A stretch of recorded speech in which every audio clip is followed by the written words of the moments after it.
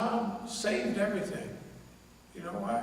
If I was just a dunya guy, I might be messing around with them cutie pies. Because there's no. But in Islam, after marrying a lady, after all of this, the places stay. So Islam, if you're practicing Islam a little, which I was, that saved me from 80% of the traps, because the hadith say that that's the biggest trap for men, the biggest trial for men would be women. And lo and behold, it is over and over again, in all kind of ways. And they use them on my sons, drugs in combination with women, and they get them hooked and super hooked and messing up their lives and sending them to prison. And looked up, and all their friends was dead, and the white man had saved their life by getting rid of it. But still now, we got to Islamicize them again.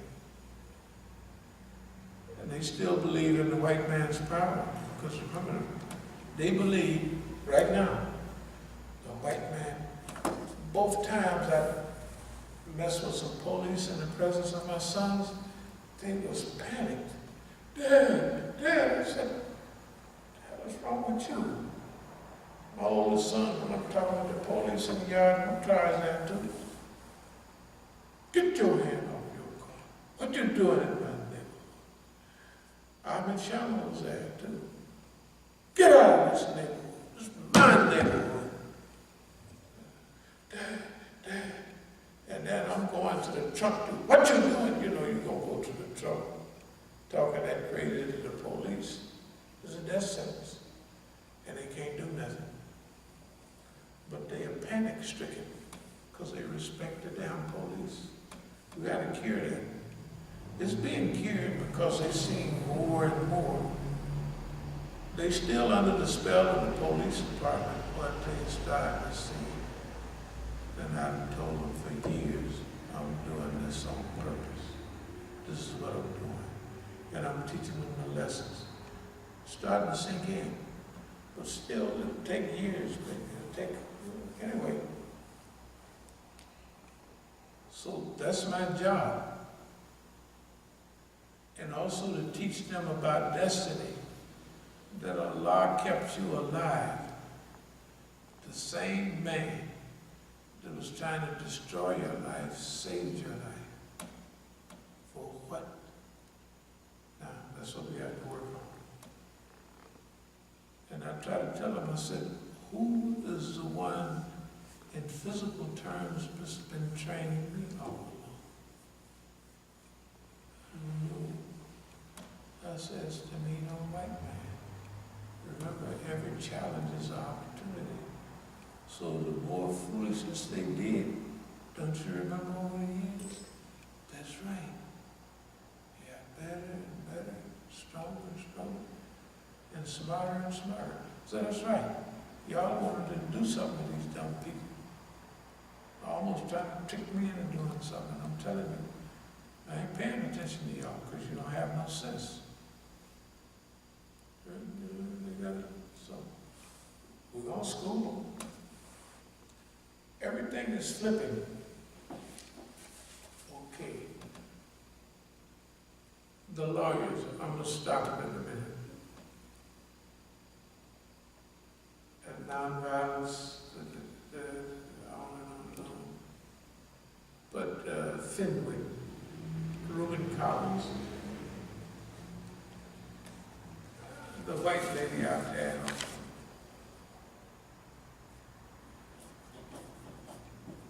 Cameron Wilkin or Wilkin, whatever her name was. That old court thing was staged. The whole thing. But it didn't, it said some of what I wanted, but not in the way I wanted. So they had my witnesses. That is my son and my niece testified the things she told me. Do not mention any violence. Don't mention. And no police in the whole trial. No police. abuse, we went hands down. So, you'll hear about that. Anyway, making justice visible. Dear believers, I'll close with what I opened with. Right now, just keep in mind, remember we said a long time ago, we're only I said our lectures will only be on 4 or 5 subjects. And that's where we stand. So the main thing to focus on now is the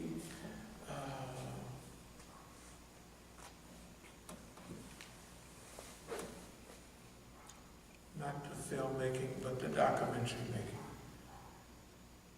The documentary making is a big part for history, for culture, and we're happy to be able to tell our side. And we may tell our side over and over again because we're professionalizing and get better and better. But we're going to try to make it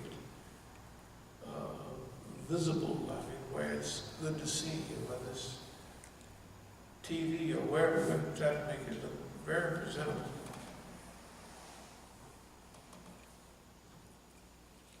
Okay, the legal aspect and the banking.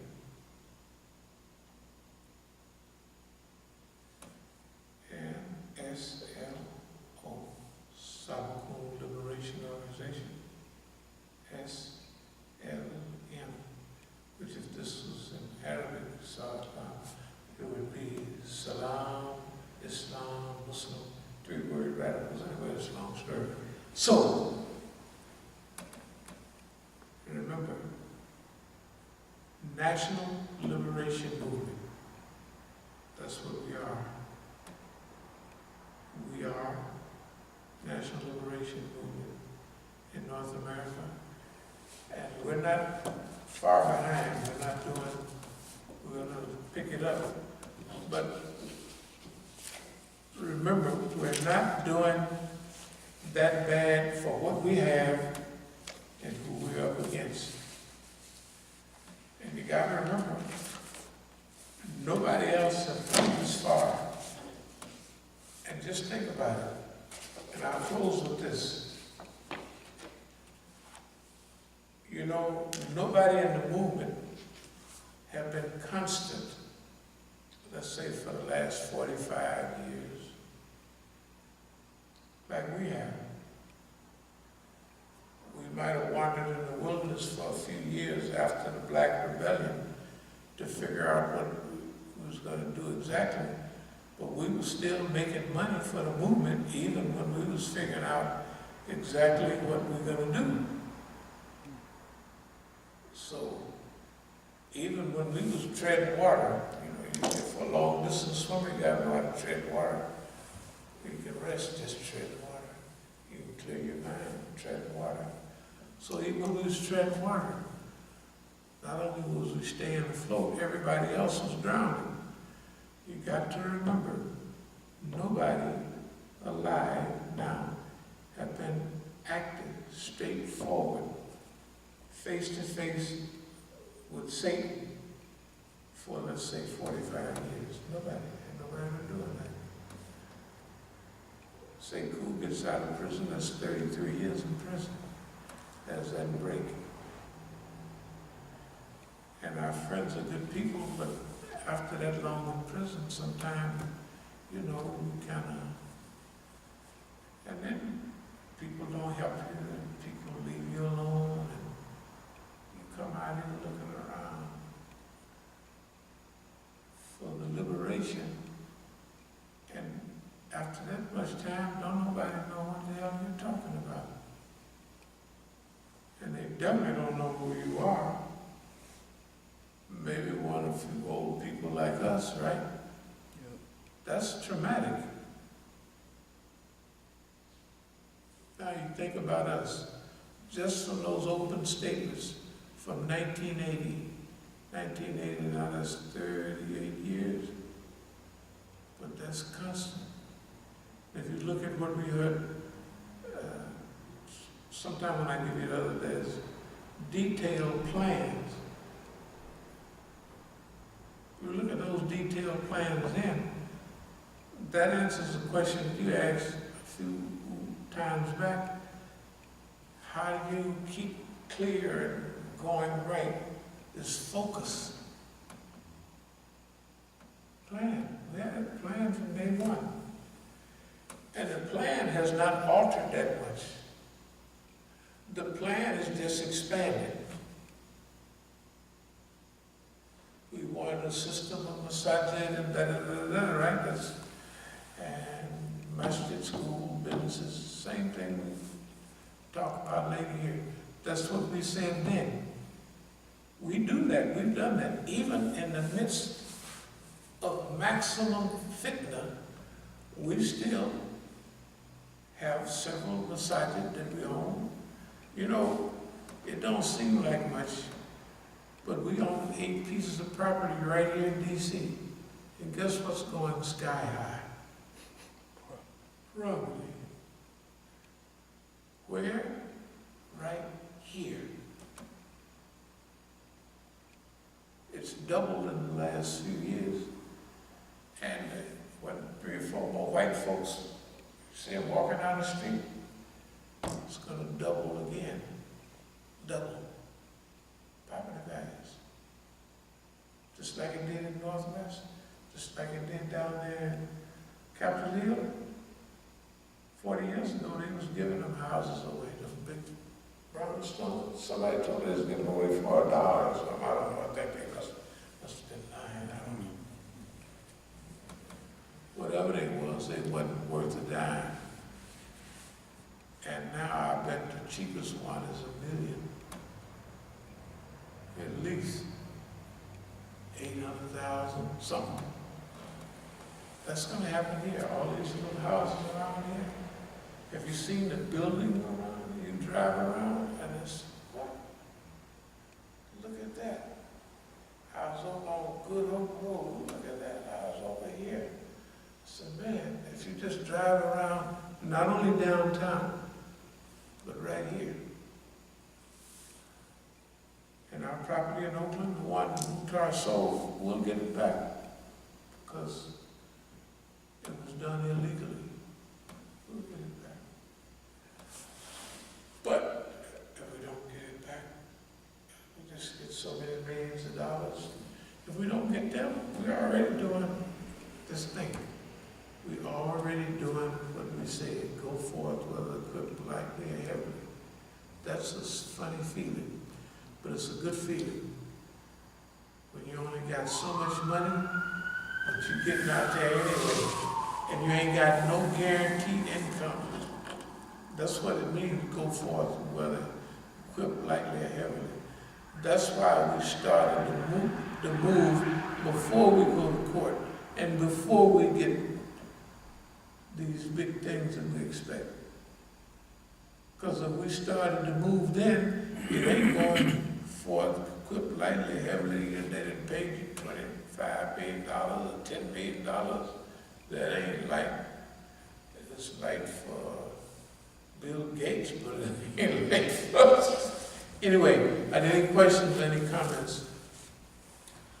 Okay, dear viewers, we want y'all to react to this stuff, and there's a phone number there. You can go to a phone book and call. Don't call me from here. But we want some input. Are y'all listening to this? Is this real? You ought to be asking. Is what I'm saying real? You mean the SWAT team coming to the masjid 5 times? 5 times, not 4. They arrest you. The people are actually doing the things that we said they were doing. Yes, they are. And we want you to get into it. And the people in Oakland, we want you to investigate this. And we want you to keep an eye on everybody from Oakland. Everybody that came there. Look, when they came to our masjid, where did they go? Who was they with? What have they done since?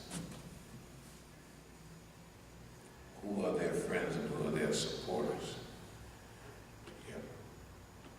That's up until 2017. After that, they get wise, they might try to do some good deeds, but study them up to 2017. If there's no questions or there's no comments from anybody, then we thank you very much, and we're already on the road. And look for us soon at our first production, coming soon. Masjid al-Islam presents the greatest story ever told, the Negro story of Oakland. From Stalingrad to Oakland. Thank you very much. As-Sabiqun.